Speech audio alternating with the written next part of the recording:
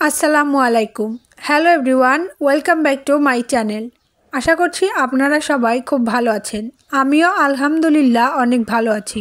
আজ আমি আপনাদের সঙ্গে শেয়ার করব ডিমের পাকোড়া রেসিপি। ডিমের এই পাকোড়াটি ভীষণ মুচমুচে হয় এবং খেতে অনেক বেশি সুস্বাদু হয়। বাচ্চা থেকে বড় সকলেই পছন্দ করবে ডিমের এই পাকোড়াটি। বিকালের নাস্তা কিংবা ইফতারে এটি পরিবেশন করতে পারেন।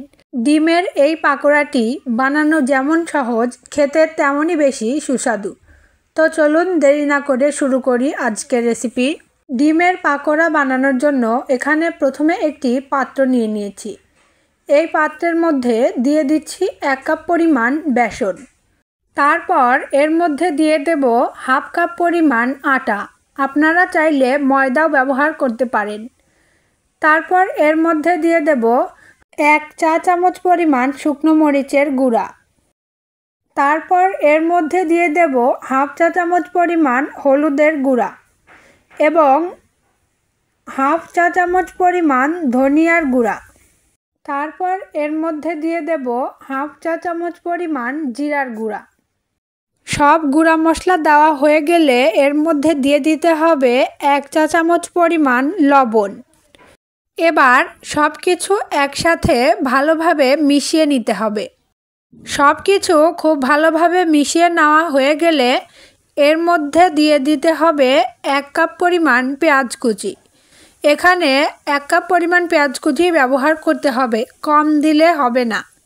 তারপর আবারও সব কিছু ভালোভাবে মিশিয়ে নেব।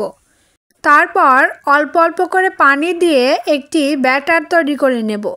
এখানে একেবারে বেশি করে পানি দেওয়া যাবে না, এতে করে ব্যাটারটি বেশি পাতলা হয়ে যেতে পারে।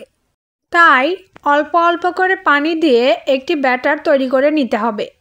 এখানে আমার বেসনের গোলা তৈরি করা হয়ে গেছে। এবার এটাকে একটা সাইডে রেখে দেব। এবার ডিমের পাকোড়াগুলো বানানোর জন্য 3টে ডিম ভালোভাবে সিদ্ধ করে ছোট ছোট টুকরো করে নিয়েছি। এইভাবে ডিমের পাকোড়া বানানোর জন্য ডিমগুলোকে এভাবে ছোট ছোট টুকরো করে নিতে হবে। এবার পাকোড়াগুলো ভাজার জন্য চুলায় একটি ফ্রাই প্যানে বেশ খানিকটা তেল গরম করে নিয়েছি। এখন প্রথমে 1 টুকরা ডিম নিয়ে বেসনে চুবিয়ে তারপর তেলে ছেড়ে দেব। এভাবে আমি একটি একটি করে অনেকগুলো ডিমের চপ তেলের মধ্যে দিয়ে দিয়েছি। চুলার আঁচ কমিয়ে রেখে বেশ কিছুক্ষণ ভেজে নেব। এক পাশের কালার চেঞ্জ হয়ে আসলে এগুলোকে উল্টে দেব। আমি একটি একটি করে সবগুলো পাকোড়া উল্টে দিচ্ছি। পাকোড়াগুলো ভাজার সময় চুলার আঁচ কিন্তু বেশি জোরে দেওয়া যাবে না, এতে করে পাকোড়াগুলো পুড়ে যাবে, খেতে তিতা লাগতে পারে। এভাবে উল্টে পাল্টে 2 পাশ কালার চেঞ্জ হয়ে আসলে চুলা থেকে পাকোড়াগুলো নামিয়ে নেব। তৈরি হয়ে গেল ভীষণ মজার ডিমের পাকোড়া। আশা করব ভিডিওটি আপনাদের ভালো লেগেছে।